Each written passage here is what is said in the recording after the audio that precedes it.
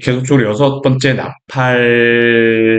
일곱 나팔이 불리고, 일곱 나팔의 재앙 말씀 가운데에 여섯 번째 나팔이 불리고 난 이후에 있는, 일곱 번째 나팔이 불리기 전에 그 사이에 있는 그 말씀을 보고 있습니다. 어제 말씀에서는, 주님께서 사도 요한에게 사명을 주신 것이라고 할 수 있어요. 사명. 두루마리를 주시고, 또한 그 두루마리의 그 말씀을 가지라고 말씀하시고 먹으라고 말씀하시고요. 또한 그 말씀을 예언하라고 말씀하셨는데 이게 바로 사도 요한에게 주신 그러한 사명이었습니다. 이게 그렇다면 이 사명이 사도 요한에게만 주어진 것일까요? 그렇지 않습니다. 오늘 11장 말씀은 사도 요한에게 이 사명을 주신 이후로 교회에게 그 사명이 주어졌음 우리에게 말씀하고 있습니다. 이 요한계시록의 말씀은 어떤 큰 그 종말의 시대를 말씀하고 있는 건데, 근데 이 종말이라고 하는 게 우리가 예수님께서 초림하시고 재림하실 때까지의 그 기간이 바로 말세이 종말의 그러한 시기입니다. 우리가 그 말세를 살고 있는 성도입니다. 그렇다면 교회와 성도는 무엇을 해야 될까요? 그러면 이 시대 가운데 어떤 일들이 벌어질까요? 오늘 말씀을 보게 되면요, 여러 가지 우리가 궁금해하는 많은 그러한 몇 가지 것들에 대해서 우리에게 말씀해주고 있습니다. 먼저 우리 1절 말씀을 보게 되면 무엇을 말씀하냐면요, 성전에 대해서 말씀하고 있어요. 성전.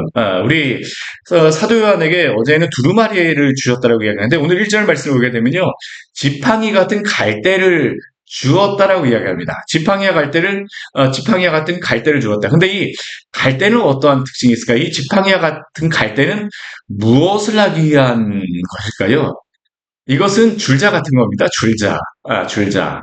갈대가 이렇게 잘 휘었잖아요. 그렇죠? 그것까지 이 지팡이와 같은 갈대는 어떠한 길이를 측량하는 줄자와 같은 것으로서 지금 사도 요한에게 주어졌습니다. 그래서 주님께서 무엇을 명령하시냐면요, 하나님의 성전과 제단과 그 안에서 경배하는 자들을 측량하라고 말씀하세요. 이 성전 안에서 예배하는 자들, 그 안에 있는 자들을 다 측량하라는 겁니다. 이 측량하라는 의미가 무엇일까요? 하나님께서 지키시겠다라는 겁니다. 그 안에 속하여 있는 성도들을 주님께서 지키시겠다는 겁니다. 교회를 지키시겠다라고 말씀하세요. 그러나 또 한편은 우리 2절 말씀을 보게 되면요, 이 측량하라고 지키시겠다는 그 말씀 가운데 또 무엇을 말씀하시냐면 성전 바깥마당은 측량하지 말고 그냥 두라라고 말씀하세요. 우리 성막이나 성전을 보게 되면 이 성소가 있고 그 겉에 막으로 다 이렇게 둘러싸이는 그러한 곳이 있는데, 이 성전의 바깥들 같은 경우에 이 성소 바깥의 그 뜰 같은 경우에는 그냥 두라고 말씀하십니다. 왜 그냥 두라고 말씀하십니까? 이것은 이방인에게 이 바깥들은 주어졌다라고 말씀을 하고 있어요. 이 주어졌다라고 하는 의미가 무엇일까요? 그들이 거룩한 성을 42달 동안 짓밟으리라고 말씀하세요. 이 42달이라고 하는 이 말씀이 지금 사실은 성경에서 계속 나오고 있는 그런 말씀입니다. 아니 11장에서 이게 계속 반복적으로 나오고 있습니다. 이 42달 하게 되면 이게 햇수로 다 따지게 되면 어느 정도일까요? 햇수로 다 3년 6개월입니다. 3년 반. 3년 반. 그리고 또 우리 3절 말씀에 보게 되면 1260일이 나옵니다. 1260일. 이 1260일 같은 경우에는 이게 어떠한 날일까요? 1260일이. 이게 3년 반을, 한 달을 30일로 다 따지게 되면요, 3년 반의 날수를 날로 다 따지게 되면 이 1260일이 나오게 됩니다. 그러니까 이 3년 반, 1260일, 뒤에 보게 되면 사흘 반, 이런 식으로 해갖고 이게 같은 시기를 계속 11장 말씀에서는 반복한다라는 것을 알 수가 있어요. 그런데 이 시기라고 하는 게 다른 의미가 아닙니다. 어떠한 사람들은 이거를 가지고 이 말세를 이야기할 때, 7년 대환란 이야기, 3년 반 앞에 환란, 3년 반 뒤에 올라가고, 회고돼가고 그런 식으로 이걸 이해하지 않았으면 좋겠어요. 이 의미가 뭐냐면, 요한계시록 말씀 제가 계속 그걸 강조하면서 말씀드리는 것 같아요. 이것 때문에 제가 계속 강조해서 말씀드리는 건데, 이 앞에 일곱인, 일곱 나팔, 일곱 재앙, 이게 조금씩 이 재앙이 점점 깊어집니다. 그렇죠? 그렇지만 이 재앙이 다른 재앙일 수도 있고, 이게 점점 심화되는 그러한 재앙일 수도 있지만, 그러나 이 재앙은 언제 일어나는 거냐면, 예수님이 초림하시고 재림하실 때까지 말세 때에 일어나는 그런 사건들이라는 겁니다. 이러한 일들이 일어날 것입니다. 분명히 일어날 것이에요. 그렇지만 이 시기를 이 요한계시록에서 무엇이라고 이야기하냐면 바로 이게 바로 3년 반, 1260일, 뭐 3일, 사흘 반, 뭐 이런 식으로 여기서 말씀하고 있는 겁니다. 근데 이 날짜들이 중요한 게 무엇일까요? 이 날 동안 교회들이 무엇을 해야 되는가를 오늘 말씀에서 우리에게 알려주고 있는 겁니다.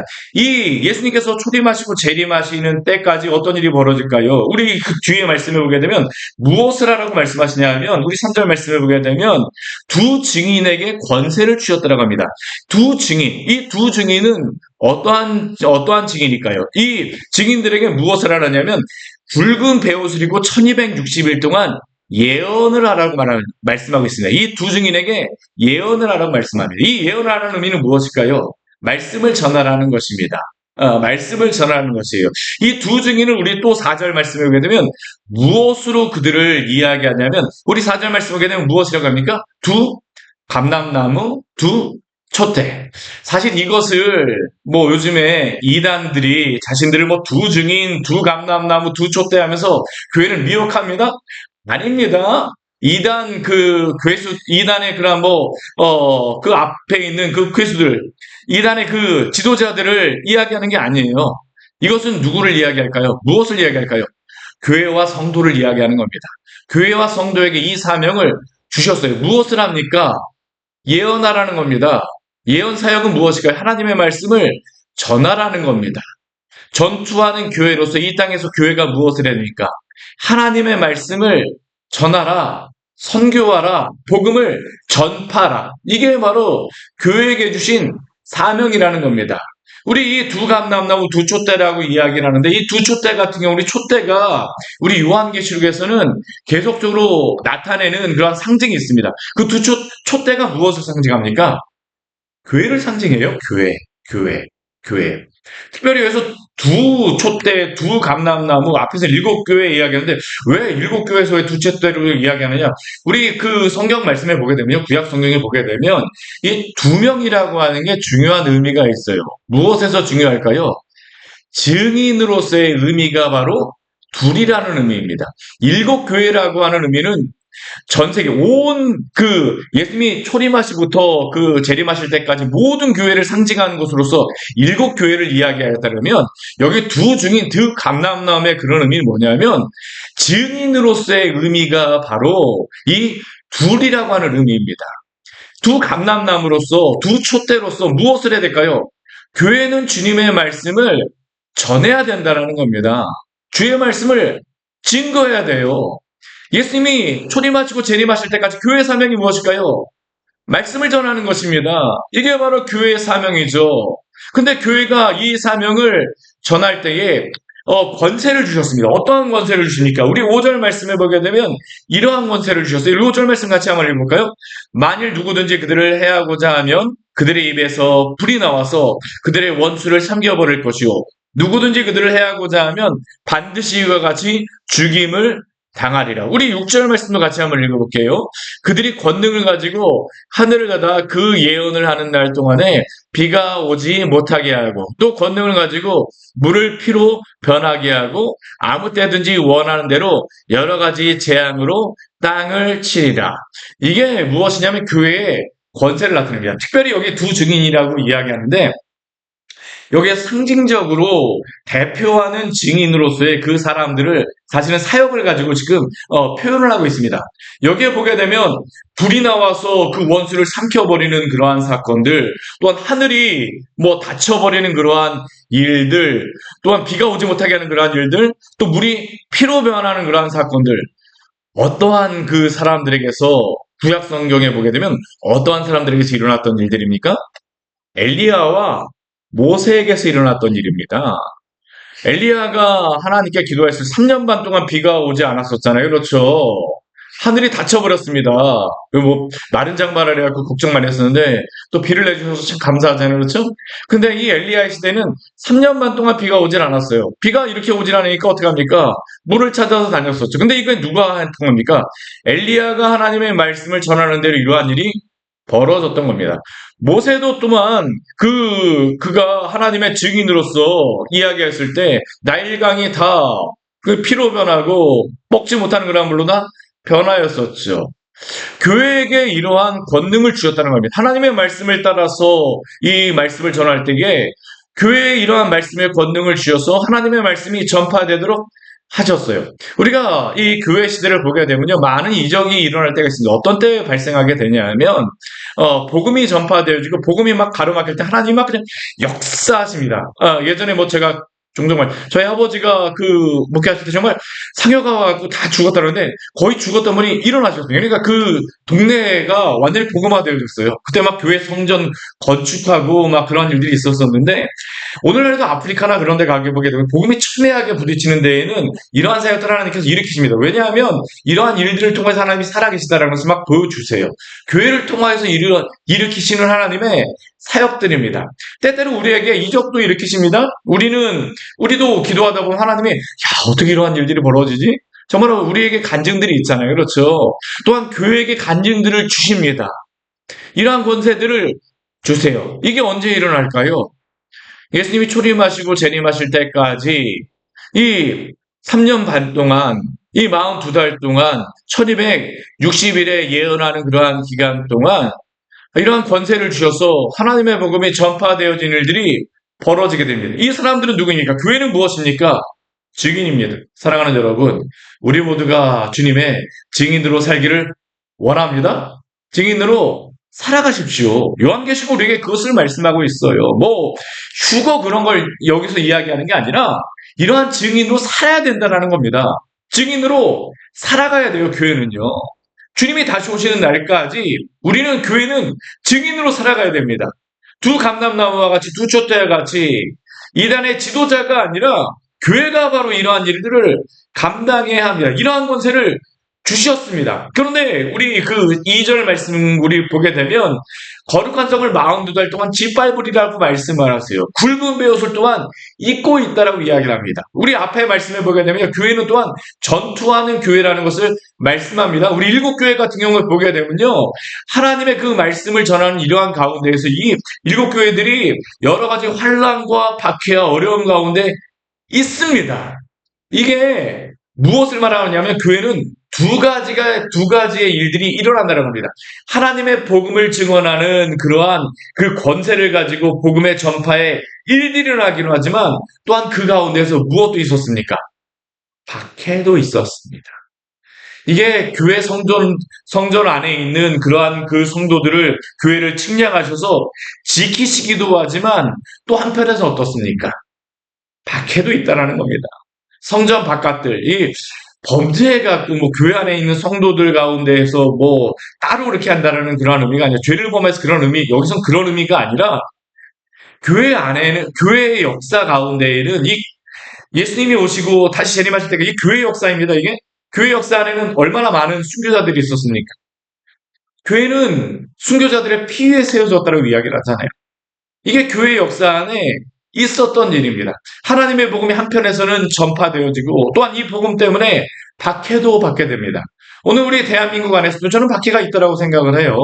어떠한 박해일까요? 요즘 주일 예배 때 저희가 마음대로 그 말씀을 전하는 이유 가운데 하나가 뭐냐면, 우리가 이 시대의 소리를 따라 살아가지 않으려고 하고 거스르려고 하면 어떻게 될까요? 우리가 박해받을 수밖에 없습니다. 이 시대의 소리를 따라 살아가지 않는 것 자체가 시대를 거스른다라고 하는 의미 자체가요, 박해받는 것입니다. 우리가 믿음을 지킨다라고 하는 게 박해를 받는 것입니다. 그러나 그 가운데에서도 증언하는 성도들로서, 전투하는 교회 성도들로서 복음을 전파하며 살아가기를 원합니다. 이게 바로 교회의 사명입니다. 그러나 주님께서 지켜주세요. 그 영혼은 끝까지 지켜주시라는 게 바로 오늘 이 말씀에 나와 있는 겁니다. 그 뒤에 나오는 말씀도 바로 그것을 말씀하고 있습니다. 우리 이렇게 복음이 전파되어지게 되지만 이 복음이 전파되는 마지막 때에는, 그런데 또 주님의 그러한 교회와 성도들을 무너뜨리기 위해서 우리 7절 말씀에 보게 되면요. 증언을 마칠 때가 되었으니 무적행으로부터 올라오는 짐승이 있다라고 이야기를 합니다. 무적행으로부터 올라오는 그러한 짐승이 있어요. 그래서 어떻습니까? 전쟁을 일으키고 영적인 전쟁이 계속 있습니다. 또한 그들을 이기고 그들을 죽일 터입니다. 이러한 박해 또한 순간이 있죠. 영적인 전쟁일 뿐만 아니라 또한 이러한 박해의 순간도 있습니다. 또 우리 8절 말씀에 보게 되면요. 시체가 큰 성길에 있으리라고 이야기합니다. 소돔이라고도 하고 애굽이라고도 합니다. 그런데 그곳을 또 무엇이라고 이야기합니까? 우리 8절 우리 뒤에 말씀에 보게 되면 곧 그들의 주께서 십자가에 못 박히신 곳이라고도 말씀하고 있죠. 예수님이 어디에서 십자가에 못 박히셨습니까? 예루살렘에서 못 박히셨어요.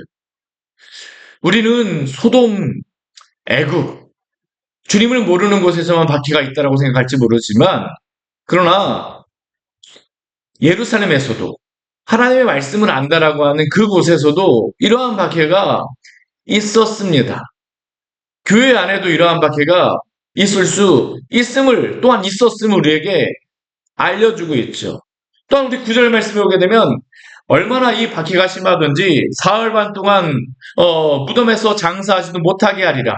교회가 교회의 역할을 하지 못하도록 이러한 큰 환난의 때도 있다라는 겁니다. 이게 동시에 있다라는 겁니다. 그런데 이렇게 교회를 박해하면서 이 박해하는 자들, 주님의 교회를 박해하는 그러한 사람들은 어떻게 할까요? 우리 10절 말씀 우리 같이 한번 해볼까요? 이 두 선지자가 땅에 사는 자들을 괴롭게 한 거로 땅에 사는 자들이 그들의 죽음을 즐거워하고 기뻐하여 서로 예물을 보내리라 하더라. 이 말씀은 무엇입니까? 주의 말씀을 신실하게 전하잖아요. 그러면 두 가지 현상이 일어납니다. 믿고 회개하는 현상이 나타나거나요. 아니면 그 반대의 현상도 일어납니다. 믿고 박해를 하기도 합니다.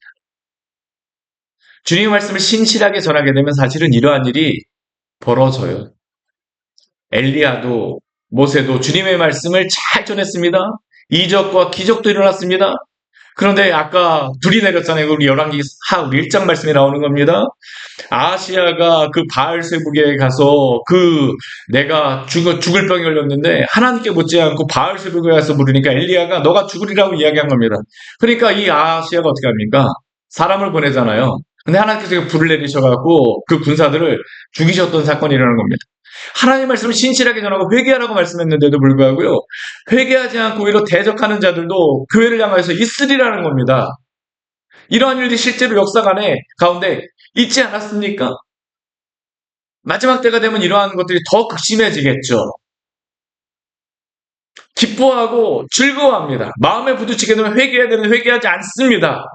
그러나 주님이 주시는 은혜는 무엇일까요? 우리 11절, 12절 말씀 우리 같이 한번 읽겠습니다. 우리 같이 한번 읽겠습니다. 3일 반 후에 하나님께로부터 생기가 그들 속에 들어가매 그들이 발로 일어서니 구경하는 자들이 크게 두려워하더라. 하늘로부터 큰 음성이 있어 이리로 올라오라 함을 그들이 듣고 구름을 타고 하늘로 올라가니 그들의 원수들도 구경하더라. 아멘. 이 의미는 무엇이겠습니까? 주님의 복음을 가지고 수고하고 애썼던 자들, 이 땅에서는 그냥 아무것도 아닌 것으로서 죽음을 당하고 박해도 당하였지만 그러나 주님이 다시 오실 그 날이 되면 어떻게 할까요? 다 부활하여서 또한 주님의 그러한 나라에서 우리가 함께 주님을 몸으로 부활해서 주님을 예배하며 찬양하게 될 줄 믿으시기를 바랍니다. 이게 역사 가운데 있는 그 일들을 요한계시록 말씀에서 우리에게 말씀하고 있는 것입니다. 주님의 나라에서 우리는 다 주님을 찬양하며 경배하는 그러한 일들이 있을 것이에요. 그러나 그때 여전히 주님을 믿지 않고 여전히 복음에 대해서 반역하며 여전히 복음에 대해서 듣지 않는 사람들은 어떤 일들을 벌일까요? 우리 13절 말씀에 오게 되면 이렇게 말씀하려를 같이 한번 읽겠습니다. 그때 큰 지진이 나서 성 10분의 1이 무너지고 지진에 죽은 사람이 7천이라 그 남은 자들이 두려워하여 영광을 하늘의 하나님께 돌리더라. 하나님을 믿지 않고 끝까지 대적하는 사람들을 향하여서는 그러한 불신자들을 향하여서는 심판이 있을 거라는 겁니다. 분명히 우리에게 심판을 말씀합니다. 그러나 이게 휴거라던가 3년반 그런 게 아니라 이러한 일들이 역사 가운데 있을 것입니다. 이러한 일이 있을 것이에요. 그러나 성도는 어떻게 될까요?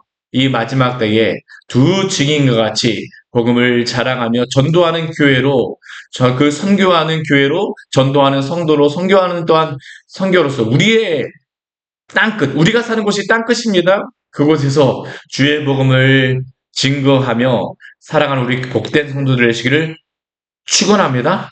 우리 주님이 끝까지 우리의 영혼을 지키실 것입니다. 같이 기도하도록 하겠습니다. 하나님 아버지, 오늘 말씀을 통하여서 우리에게 귀한 은혜를 주시니 감사를 드립니다. 이 말세를 살아가는 성도들에게 역사가 어떻게 이루어질 것인가, 하나님의 역사, 구속의 역사가 이 교회 시대에 어떻게 일어날 것인가를 요한계시록의 말씀을 통하여 우리에게 알려주셔서 감사합니다.